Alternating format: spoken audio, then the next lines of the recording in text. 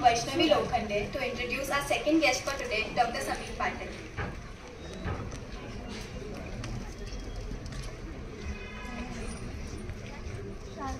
To be inspired is great, but to be an inspiration is an honor.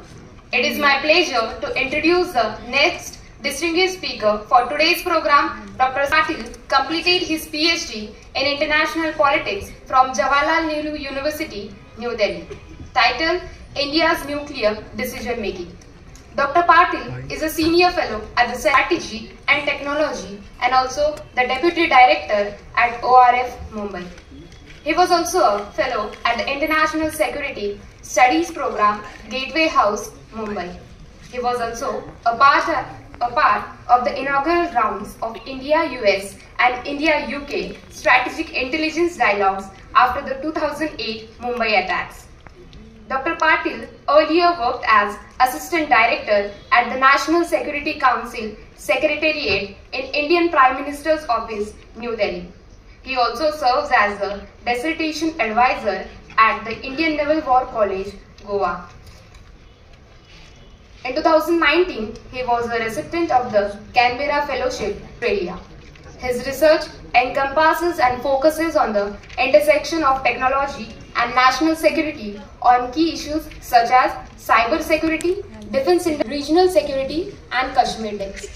Sir, it is our privilege to have expert like you with us. I now request Samir Patil sir to make his presentation.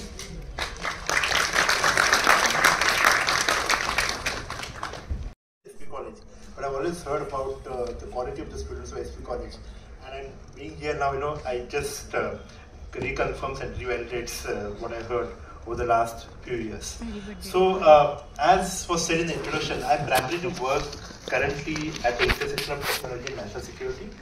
But nuclear security is something which, or nuclear policy is something which I worked as part of my PhD, and therefore that topic is also very close to my heart. So what I thought today is that before coming and discussing the dimensions of the current nuclear policy, and the topic is also itself titled India's Nuclear Policy at 75. What I will do is basically take an overview, historical overview of India's nuclear policy and how it shaped over the last few centuries. If you look at the Indian foreign policy in the early years of independence, it was heavily influenced by the death and destruction that was caused during the Second World War. And it was in this backdrop of destruction and violence that Prime Minister Jawaharlal Nehru attempted to shape a unique role for India in international politics.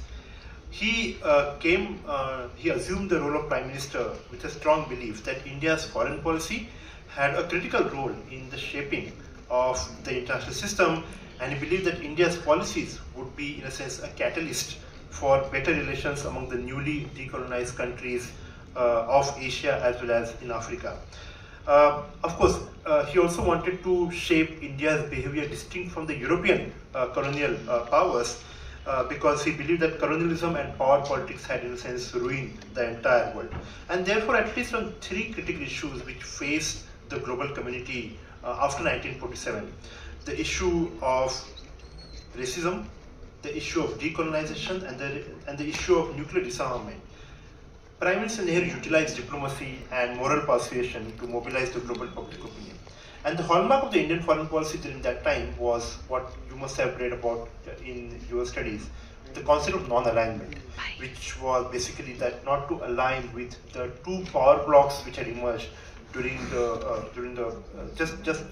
after the Cold War, just after the Second World War, and the onset of the Cold War. So, through that non-alignment, he in a sense hoped that he would actually put more emphasis on the multilateral institutions, reduce the use of power and force, and also end colonialism in all the forms. And a principal demonstration of that particular vision came in this idea of the universal nuclear disarmament, where Nehru sought to bring the global community around an agreement to eliminate the nuclear weapons. But of course, there was also a lot of previous thinking which also shaped this entire nuclear policy, because India, being a civilized state, in a sense, at least, also Nehru also believed that India, being a civilized state, had in a sense wandered away from the true aspirations of the people and got bogged down by many impediments.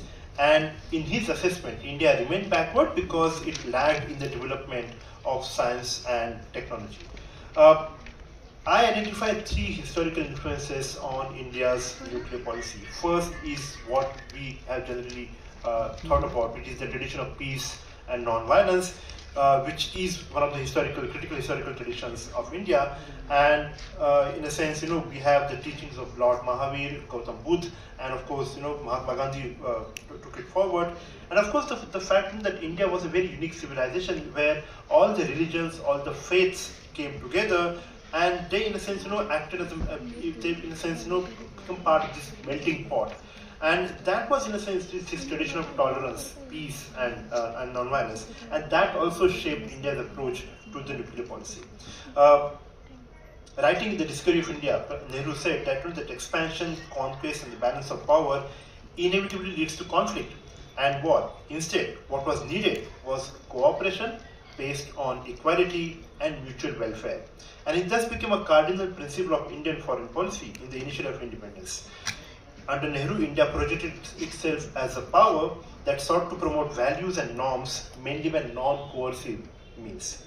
The second legacy, which Vice Admiral Pawar also mentioned, the legacy of Kautilya, the realpolitik and the realism. Okay, this was in complete contrast to this idealist tradition of peace and non-violence. Nonetheless, that also shaped India's nuclear policy. Kautilya apprehended that every state acts to enhance its self-interest and power, and therefore he argued that moral, ethical, or religious obligations do not have much scope in the realm of international politics. For Nehru, the importance of Kautilya was in the fact that even as Kautilya maintained that war was only a continuation of statecraft by other means, as it must always serve the larger ends of the state policy and not just become an end in itself. So war is not an end, war is a means to achieve something. And therefore, writing the Discovery of India, Nehru said, the statesman's objective must always be the betterment of the state as a result of war, not the mere defeat and destruction of the enemy. If the war involves both parties in a common ruin and destruction, then it is the bankruptcy of state policy. And that, in a sense, the idea of aversion to this total destruction, total destruction of the enemy, which, in a sense, nuclear weapons caused, something which stayed with Nehru as he looked at India's nuclear policy. And the third idea, which is, in a sense, not much been researched about and not really, much talked about, is the ideas of the leaders of the Indian Renaissance, primarily the founders of the Brahmo Samaj movement, Raja Ram Mohan Roy and Dwijendranath Tagore. They basically said that they, in a sense, advocated for modernization of India and establishment of relations with other countries. And they felt that India cannot remain isolated from what was happening in the world. So all these three thought processes, distinct, contradictory, but nonetheless, they all had a role to play in shaping India's nuclear policy. Of course, in the immediate aftermath of the Second World War and the destruction that was caused by the atomic bomb in Hiroshima and Nagasaki in Japan, it was very difficult for the Indian intellectual elites to not think about the ultimate annihilation caused by the atomic bombs and the futility of warfare. For Mahatma Gandhi, these bombings shook him to the core, and he admitted that the human species had a history of cruelty. But nonetheless, this kind of violence was simply unacceptable, especially one which targeted the civilian population. And therefore, nuclear weapons was the last word in violence for him.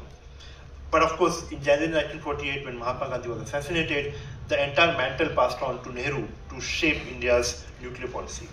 And in a sense, there was a strange dichotomy in Nehru's views about nuclear energy, weapons, and disarmament.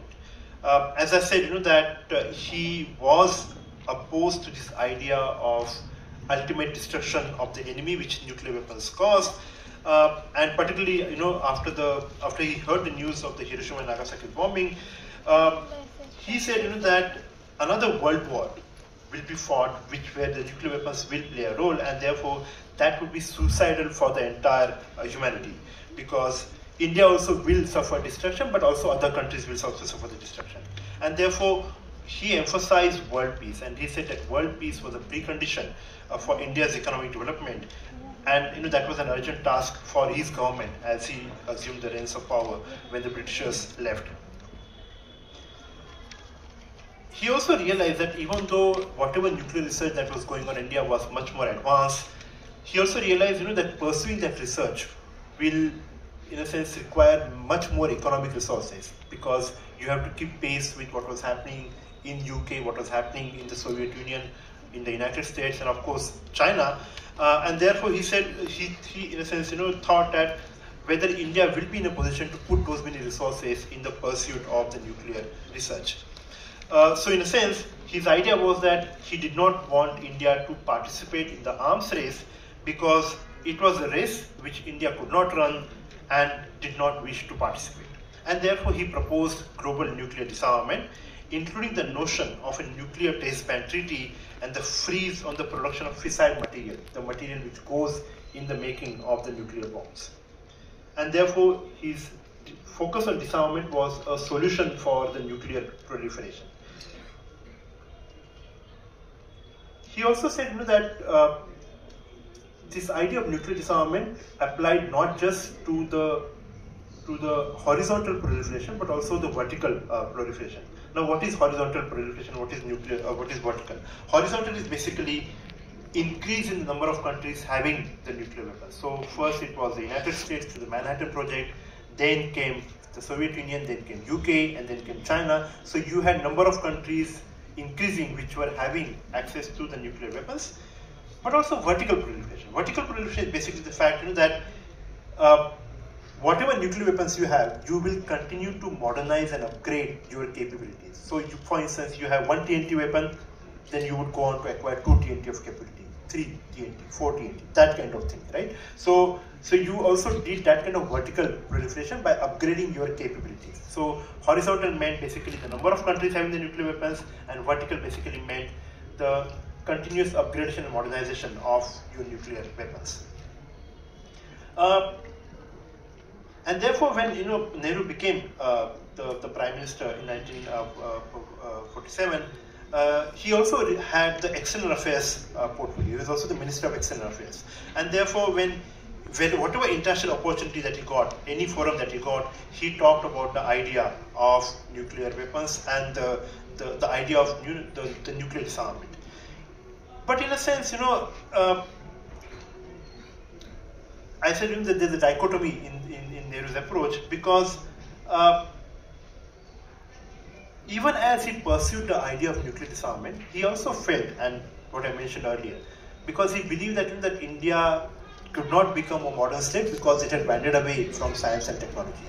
And therefore, at that time, in the 1940s and 50s, nuclear technology, nuclear energy, was one of the most advanced science known to the mankind, known to the humanity. And therefore, he said, that even as I am talking about the nuclear disarmament, I should not be really, discarding whatever that we have currently. And prior to independence, India had a robust nuclear research base with Meghnad Saha, Dr. Homi Bhabha, establishing that particular base. So even as he talked about the idea of nuclear disarmament, he constantly encouraged Dr. Homi Bhabha to really go and pursue the nuclear technology. In fact, even though in his writings he said that India really does not have the money to pursue nuclear research, the fact of the matter is, if you look at, for instance, the accounts of Homi Bhabha and the reporting around that time, Nehru actually opened the entire war chest to him and said, that you pursue whatever that you want. And that's why if you see, for instance, the Atomic Energy Research Center, what is known as the Bhabha Atomic Research Center now, it was at that time one of the most modern buildings. In fact, if you look at the accounts at that time, it also says that that Bhabha was not just a scientist by temperament, but he was also connoisseur of arts. So the entire lobby of the Bhabha Atomic Research Center is actually studded with the modern paintings, expensive modern paintings, which he said, in a sense, would encourage creativity, would inspire innovation amongst the scientists' minds, right? So that kind of expense that he put in establishing the nuclear facilities, and that was possible because Nehru gave him that opportunity, and Nehru gave him that kind of funding. But Nehru also said, you do this research, but do not pursue nuclear weapons. And therefore, in a sense, that dichotomy pursued till the time Nehru was alive. So in 1954, Nehru was one of the first global statesmen to call upon the end of nuclear testing, because in the South Pacific there was a nuclear testing which had caused quite a bit of contamination and radiation. So Nehru called for this idea of a standstill agreement, that whatever that you have, you cease in terms of nuclear research, and then they just work towards the nuclear disarmament. But in a sense, it was also very ironic that India, which was at that time described as a third world country, a newly decolonized country, talking about a universal nuclear disarmament. So in that sense, a country which was not really powerful in international politics, but was talking of very powerful ideas. So in that sense, all these disarmament initiatives which came from Nehru, they seemed more aspirational, more ideal than actually pragmatic or realist. That it's, for instance, the beggar telling, that what is this money that we are talking about? Because money has no importance, right? So in that kind of sense, it was more ideal than actually being pragmatic.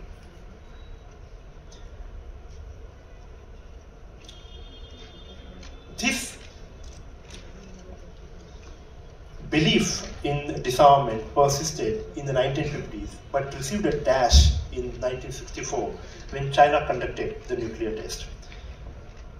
Throughout the 1950s, Indian policymakers were looking at the progress of the Chinese nuclear program.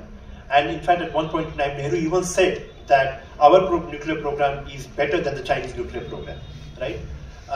And then towards the end of 1950s, we started to get reports that China might be now looking to weaponize its nuclear capabilities. And it did so in 1964. It was a pretty, what should I say, as what we call as a very disturbing time, that particular year, 1964. Nehru had just passed away. So there was, for instance, the entire loss of a statesman, that the father figures of independent India, Mahatma Gandhi passing away in 1948, and then Nehru passing away in 1964, and Sardar Patel was also not on the scene. So you had, in a sense, a kind of a vacuum in terms of political leadership. And then you also had, just before Nehru's death in 1962, a humiliating defeat of India, or at least some kind of a thrashing which the Indian Armed Forces received from the Chinese forces because of the India-China War in 1962. So the national mood was, in a sense, very dejected. And then you had Nehru passing away, and then China conducting the nuclear test. So in that, in a sense, amplified the threat perception of India in 1964 towards China. And immediately in the aftermath of the Chinese nuclear test, three distinct thoughts emerged within the Indian scholarly community as well as in the public discourse. One, which said that India must develop an independent nuclear deterrent. Basically, India should now develop its own bomb. If Nehru was saying that India had an advanced nuclear program, then it is the time now to actually go ahead and develop and carry out a nuclear test and develop the bomb. The proponent of this was Dr. Homi Bhabha, who just after the Chinese nuclear test went on to the All India Radio and gave a speech, and he said that I can actually produce a nuclear bomb in 18 lakh rupees within 6 months. So there was that line of thinking, that India should pursue and go ahead and develop its own nuclear bomb. The second line of thinking said that rather than spending all this money on the nuclear bomb, India should actually now approach all the nuclear powers, US, UK, and Soviet Union, and seek some kind of a nuclear guarantee. The nuclear guarantee being that if you perceive threat from China, and if tomorrow China attacks you, these three nuclear powers will then rush to the aid of India and will defend India. That kind of nuclear guarantee India should seek from these three nuclear powers. That was the second line of thinking. And the third was that India should pursue disarmament. So Nehru's successor, Lal Bahadur Shastri, was also again an anti-nuclear weapons crusader. So he also, in a sense, espoused this notion that that I am not going to develop the nuclear bomb. I am not going to seek nuclear guarantees. I am actually just going to pursue the nuclear disarmament. I am going to talk more about it at the international forums. So these are the kind of three thoughts which emerged after the 1964 nuclear test. But the world has also changed in the 1960s, and India really got a taste of that changed balance of power in the after 1964, when negotiations commenced on the Nuclear Non-Proliferation Treaty, what is known as the NPT. The task to negotiate the NPT was given to the 18-Nation Committee on Disarmament. You must have heard about the Conference on Disarmament. So the ENCD, or the 18-Nation Conference on Disarmament, is the predecessor of the Conference on Disarmament in Geneva, where India put forward this idea of nuclear non-proliferation treaty. In fact, India was one of the first sponsors of the UN resolution, which led to the negotiations of the NPT. But the nuclear superpowers and the three superpowers, even UK was at that time a superpower, simply refused to give in. They said, no, we are not having none of it because we perceive an actual threat from our adversary. So for US and UK it was Soviet Union, and for Soviet Union it was US and UK. So in that impasse, India proposed, okay, if not the complete elimination, can we do a partial test, go for a partial ban? And that's when the idea of the partial test ban treaty came in, which is also known as the LTBT, PTBT or the LTBT, and that basically banned all types of tests except the underground tests. So you could conduct the tests underground, but you could not do the tests overground and any other place. And therefore, in a sense, it was more of a horizontal proliferation measure, in a sense that you could actually, it was actually aimed at stopping other countries from acquiring that capability. Even though the nuclear technology was so advanced, one of the easiest things to get in the nuclear technology was actually conducting the overground test. So by banning that kind of testing, that treaty basically prevented every other country from acquiring that first capability. So the first step itself, in a sense, was banned for other countries which were not on that particular step.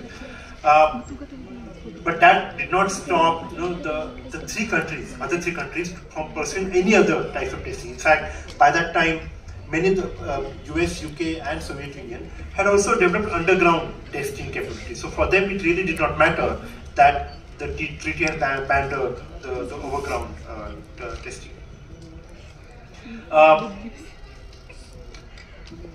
And then the idea came of the NPT, and then there were complex negotiations which happened in Geneva, and India realized that actually these countries, the nuclear countries, the nuclear states, were just interested in stopping the proliferation and giving this technology to the other countries. की ज्या देशांकडे capability आहे त्याच देशांकडे ती राहावी, बाकीच्या देशांकडे ती कोणाकडे जायची नाही. Okay, so in that sense it said की जर 3 देशांकडे कॅपेबिलिटी आहे तर 3च देशांकडे राहू दे, बाकीच्या कोणत्याही देशांकडे ती कॅपेबिलिटी जाऊ नये. इंडिया रिअलाइज की the super powers were just interested in that, they were not interested in giving of their own nuclear weapons. म्हणजे तुमच्याकडे जी कॅपेबिलिटी आहे ती तुम्ही देणार नाही, पण बाकीच्यांनी कोणी घ्यायची नाही.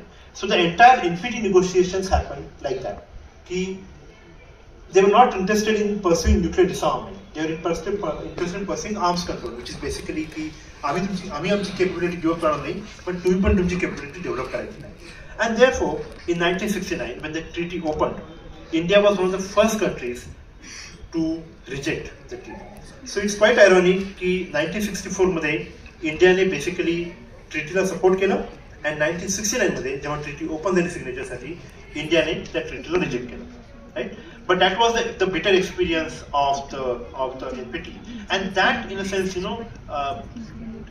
laid the ground for the first nuclear test in 1974, what is known as the Smiling Buddha, what is known as the peaceful nuclear explosion, because India wanted to show to the world, that we have the capability, but we are not using it for weaponization. Now, 18 May 1974 ला test झाली. And even though the test was conducted, there were many people who said, why India conducted a nuclear test at that time? Because by that time, India had, in a sense, established its regional dominance by dividing Pakistan. So you had Bangladesh, which had been created. You also had, for instance, the Indo-Soviet Union defense treaty, right? So India was not exactly vulnerable, but nonetheless, India conducted this nuclear test. So many of the times when you conduct a nuclear test, you had a certain rationale, but for this particular test, there was no rationale. India just wanted to showcase to the world that आमच्याकडे capability आहे, right? And therefore it termed it as a peaceful nuclear explosion. And in that sense, this treaty was the first challenge to the NPT regime. At the NPT signed in 1969, and one of the first countries after that to show its nuclear capability was India. And therefore India wanted to showcase that तुम्ही जी NPT sign केली आहे, we don't agree with that, and we want to show our disappointment. We want to protest against that by conducting this nuclear test.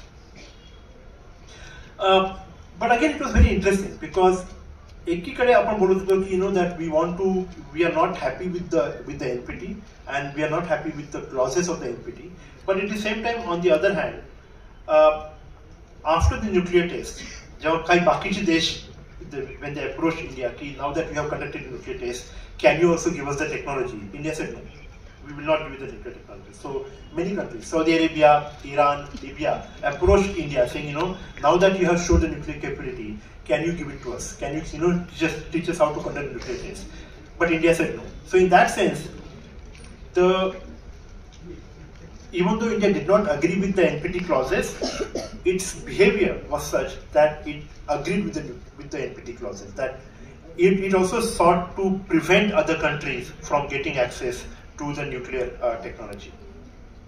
Saudi Arabia, Argentina, South Africa, Brazil, Libya, बऱ्याच countries approach India. And more importantly, again, after the 1974 test, Prime Minister Mrs. Indira Gandhi focused on economic development because she said that for me economic development is a priority.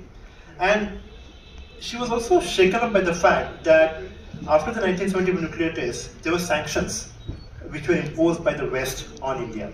So the Indian policymakers' expectation was that China ne nuclear test ke liya hai, and the West expected that India will do the nuclear test, right? When China conducted a nuclear test, there were no sanctions, and when India conducted a nuclear test, there were economic sanctions. So that entire experience, shaped Mrs. Indira Gandhi's perception, and she said, I don't want sanctions. I mean, I am already getting damaged by the economic sanctions, and therefore I am not going to now further pursue nuclear weapons program. India has shown the nuclear capability. Now you guys can go and do the nuclear research, but no more nuclear weaponization, right? And her successor, Morarji Desai, who was even more stridently anti-nuclear, like Lal Bahadur Shastri. So he actually, tried to shut down the entire nuclear program, right? There were reports which said, that he just did not agree that India should have a nuclear bomb. He was a pacifist, he was a Gandhian. He said, I don't want any of this, India should not be doing any of these things, and therefore he was on the verge of stopping the entire nuclear weapons program. Fortunately, he was Prime Minister only for a small period, and then Indira Gandhi came back in the early 80s.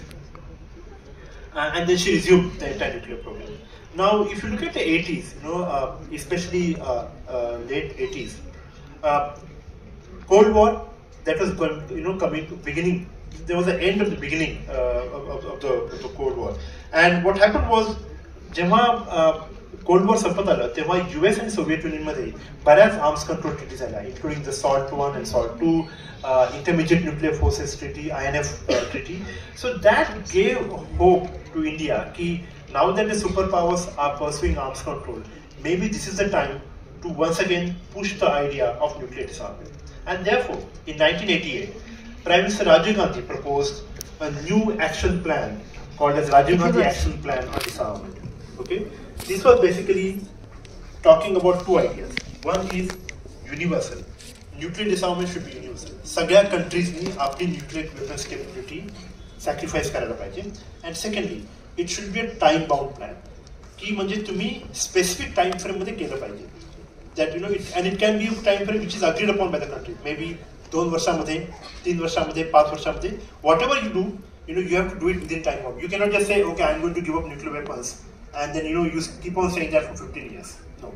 If you say you are going to give up nuclear weapons, then तुम्हाला तुम्ही त्याचा time कधीपर्यंत करा 2 वर्षात, 5 वर्षात, 10 वर्षात time frame. So that was what Rajiv Gandhi proposed. But again, it received no favorable response from the nuclear powers, so he was also disappointed. And at the same time, India started getting intelligence inputs that Pakistan had accelerated its nuclear program. So the unfavorable response from the international community to the Rajiv Gandhi Action Plan and Pakistan's acceleration of its nuclear efforts basically meant that India started again to pursue the nuclear weapons program. But after the Cold War in 1993, there were talks about the CTBT, the Comprehensive Test Ban Treaty. And परत एकदा इंडियाला वाटलं की maybe this is the time, because the Cold War had ended. You had an amicable end to the Cold War without any direct military confrontation. Plus, Cold War नंतर just एक नवीन arms control agreement signed झालेला, which was known as the Chemical Weapons Convention, CWC, right? So that also gave a hope to India that if countries are going to give up their chemical weapons and their chemical weapons stockpiles, then maybe they also are ready to also give up the nuclear weapons. And therefore, India then also pursued the idea of nuclear disarmament through the CTBT. But there was one more consideration for India to support the CTBT, and that was basically the pressure coming in from the United States. 1991चा period आणि 1996 हा period हा खूप crucial period होता इंडियासाठी, because after the end of the Cold War, you had the loss of a traditional partner, Soviet Union. But at the same time, you also had economic crisis going on, and Prime Minister Narasimha Rao introduced this entire concept of economic reforms. Right? To pursue economic reforms, you needed money. Right? India's own financial reserves, were at precariously low, and therefore India wanted money. India was only going to get that money from the International Monetary Fund, IMF. IMF that control करत होता United States. So United States ने ही अट टाकली की जर तुम्हाला पैसे पाहिजे असेल IMF कडून, then you have to give up your nuclear capability, or at least talk about giving up the nuclear weapons along with China and along with some of the other countries. Prime Minister Narasimha Rao actually said that, okay, I will not give up the nuclear weapons capability, but I will support the idea of universal nuclear disarmament, or the Comprehensive Test Ban Treaty, because the United States was also one of the supporters of the CTBT at that time. So then he said, okay, I'm not going to talk about the nuclear disarmament for India, but for the entire world through this CTBT. So that US pressure also acted as one of the key considerations for India to support the CTBT. But in 1995, the Nuclear Non-Proliferation Treaty, or the NPT, had been indefinitely extended in 1995. जेव्हा NPT sign झाली तेव्हा त्याच्यामध्ये एक clause होता की प्रत्येक 5 वर्षांत ती एक्सटेंड करायची, राईट? पण त्याच्यात एक क्लॉज असा होता की about 30 years later you can actually discuss an indefinite extension. कारण जर तुम्ही 30 वर्ष जर ट्रीटी चालवली आहे, then you can actually continue and permanently treaty तुम्ही चालू शकता. India did not expect the NPT to be indefinitely extended. कारण इंडियाचा बिलीफ असा होता की न्यूक्लियर पॉवर्स ऍटलीस्ट काहीतरी कमिटमेंट देतील nuclear डिसआर्ममेंटसाठी, which NPT did not have, and then we can talk about the idea of giving up the nuclear weapons. But nuclear weapons states काय केलं की फक्त NPT extend केली without talking anything about a universal nuclear disarmament, and that changed India's outlook. Plus, 2 other developments happened